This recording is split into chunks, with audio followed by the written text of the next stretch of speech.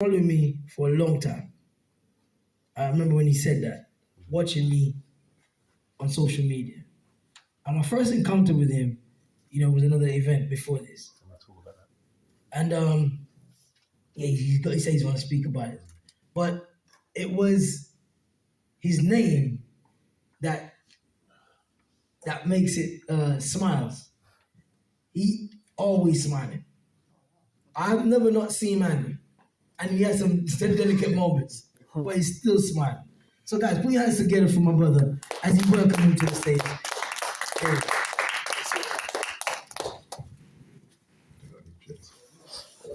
Cool.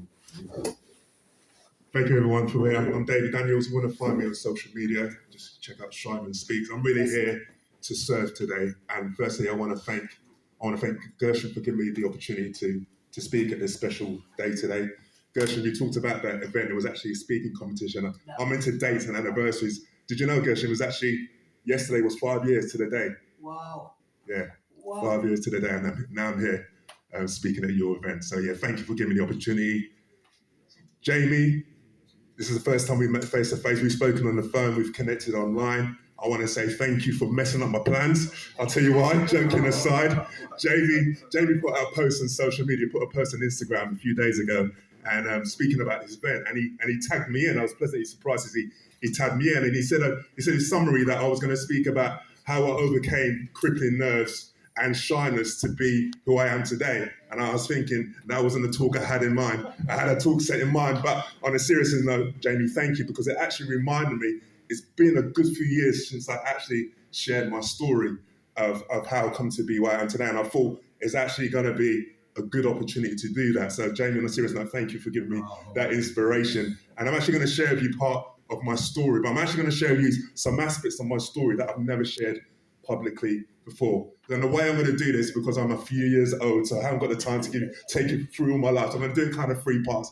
I want to talk pre-2016, and I'm going to talk about 2016, why that was a monumental year for me, and obviously post-2016. So let me take you back, and let me take you how my life was as a child. And it was just filled with sadness. And the main thing that was bringing on this sadness was shyness, extreme shyness. I had to have speech therapy. For the first few years of my life, I barely spoke at all. And I'm not talking about the kind of shyness, some people are quite bashful, a bit quiet, a bit reserved, and they're happy with that. I'm talking about extreme shyness. I found it crippling, I found it debilitating. I saw like a disability, Sometimes if I saw someone on the side of the road that I kind of knew but I didn't feel comfortable, I literally cross over to the side of the road. I got bullied because of it, so much. My identity suffered because of it. My dad not being around obviously would have played into that as well, but it's just something I just wanted to get rid of. As I've become older, I've learned that I've got neurodiverse traits. If you don't know what this is, I'll just give you a little. So there's a school of thought now that says there's people who are neurotypical, who their brains are wired, what people would call, that word you don't like, but normal. And then there are people whose brains are wired differently.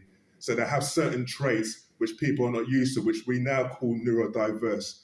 And I love that term neurodiverse because it starts, and I hope it gets used more and more, because it starts to celebrate the good things. Some of the terms you might have heard of is things like autism, ADHD, and I just hate they use syndromes and disorders, and do you know what I mean? And things like that. So neurodiverse just celebrates how our minds are wired differently, and I hope there's a shift in the world going on with this term.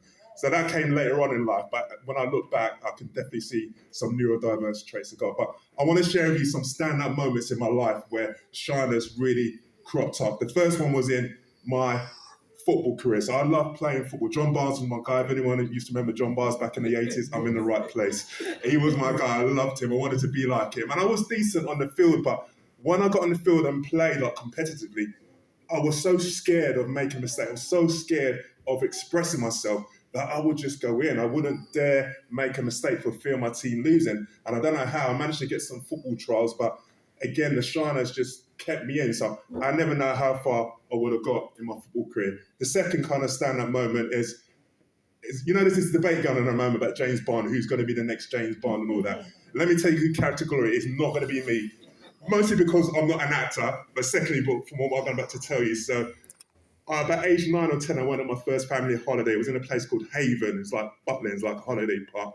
And in the evening, they had this evening entertainment and had entertainers. But one night, they decided that they were going to nominate kids to pretend to be James Bond. And I don't know why, I don't know who decided to nominate me. So you got a picture that says there's people like tables like yourself, and all of a sudden it was like on this international mission. You had to navigate underneath the tables, and then at the end of the stage there was the beautiful girl that you had to rescue. So I managed to navigate, duck and dive, whatever.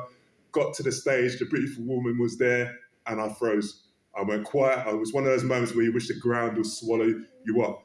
Another thing, I was quite socially awkward, so I didn't really know about social etiquette. Like, you know, when you hug someone, would you give him a peck in the cheek and what have you? And I knew the girl had to be rescued. I know I had to say something, and I just literally froze in that moment. And needless to say, she didn't get saved. Needless to say, she didn't win. And that was my shyness coming out again. The third kind of monumental was later on in life, like when I was a young adult. I was so sick of shyness that I actually went to get hypnotherapy. I actually went to see a hypnotist to try and get rid of this shyness. It didn't work, but I just want to show you kind of how bad this shyness was, how much it limited my life. So bringing into 2016, why 2016? 2016, I'm in a good place. I'm married, I've got children, I've got a stable job, I found the faith for myself. I'm in a good place, but there's something missing. Obviously, my goal is I want to be a good father. My father wasn't around. I want to be a good husband. I wasn't privy to be surrounded by married mum and dad.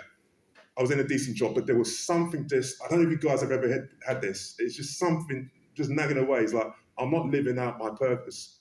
And I was trying for so long to find what my purpose is. And I remember doing a family WhatsApp text to my family, and it was around this idea of sitting on the sidelines. So I felt like my family was getting on in life. They're all like entrepreneurs and creatives, and I just felt like I was celebrating them, but I felt like I was sitting on the sidelines. And I said this to my family: it's like, I'm watching you guys I'm sitting on the sidelines. You guys are going on, and I've been trying to find my purpose. I've been trying to think, what is that thing that I'm passionate about? I kind of flipped it another way, like Jamie said, with the day one, the one day. I started to think about, what gets me upset? What kind of gets at me? Can I make a change in those areas? And there was 3 areas in there, and one of them was public speaking. And the reason I decided to go into public speaking is because I wanted to reach someone who was just like me, crippled by shyness, and to see this guy speaking. He's not glamorous, he's not a celebrity or anything, and can hopefully relate to me and think, you know what, maybe there's hope for me as well. So that's the route I'll go down. So in July 2016, I went on this thing called Facebook Live. Long before Instagram Live, I went on Facebook Live, and I recorded my first Facebook Live video. Now, sometimes when I do talks, I try to show the video, but it's too bad to show you. All I can say, it was 5 a.m, the lighting was awful, my eyes were blinking like traffic lights, and I was going, It wasn't pretty at all. Nothing like Dr. Gene on his social media, but it was a start. And then I went on from there to record over 80 Facebook Live videos. That's when I developed the name of Shyman, and now I go by the name of Shyman Speaks. It's taken my biggest weakness, shyness, the thing I got bullied about, and now turning it around and making it into my biggest strength.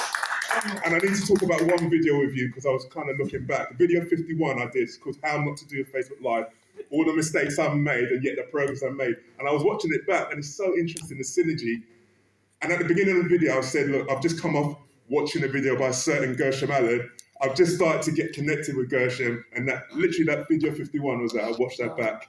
So yeah, from there, I just went on, and I found myself. I found some creativity. I found something for the first time that this was mine. I could do it how I want, when I want, and it literally changed my life.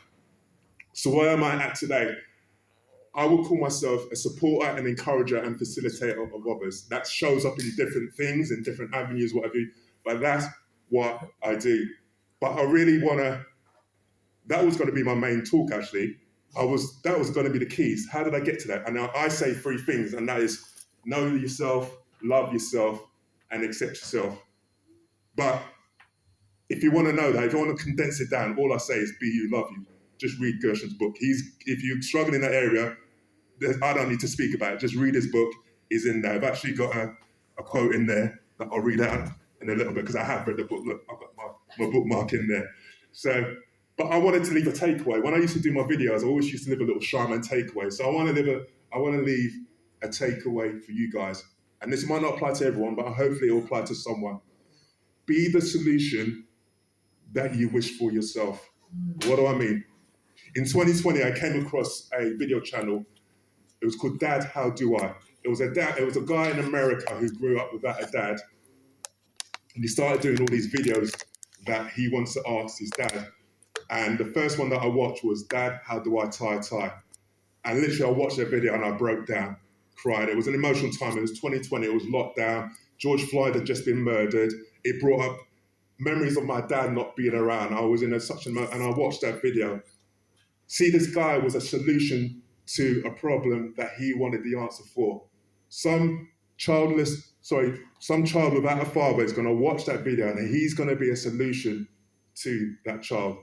Maybe that's for you today. Maybe you're looking for something. Maybe you are the solution to someone else that you were looking for.